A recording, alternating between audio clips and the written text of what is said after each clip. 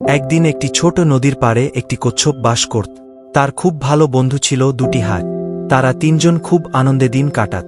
একবার প্রচণ্ড খরা শুরু হলো, আর নদীর পানি শুকিয়ে যেতে লাগল। হাঁস দুটি কচ্ছপকে বলল, আমরা অন্য একটি জায়গায় চলে যাব। এখানে আর থাকা সম্ভব নয়। তুমি কি আমাদের সঙ্গে যেতে পারবে? কচ্ছপ একটু চিন্তা করল আর বলল, আমার তো হাঁটার গতি খুব ধীর। তোমরা উড়তে পারো, কিন্তু আমি কিভাবে যাব? হাঁস দুটি পরামর্শ দিল, আমরা একটি শক্ত লাঠি নিয়ে আসব। তুমি লাঠির মাঝখানে কামড়ে ধরবে। আমরা দুই দিক থেকে লাঠি ধরে উড়ে যাব। তবে মনে রেখো, মুখ খুলবে না, তাহলে তুমি পড়ে যাবে। পরিকল্পনা অনুযায়ী কচ্ছপ লাঠির মাঝখানে কামড়ে ধরল, আর হাঁস দুটি উড়ে গেল। আকাশে উড়তে উড়তে অনেক মানুষ এই দৃশ্য দেখে অবাক হল। তারা চিৎকার করে বলল, দেখো, কচ্ছপ উড়ছে, এ তো বড় মজার ব্যাপার। কচ্ছপ মানুষের কথা শুনে কিছু বলতে চাইছিল, কিন্তু মুখ খুলতেই সে নিচে পড়ে গেল।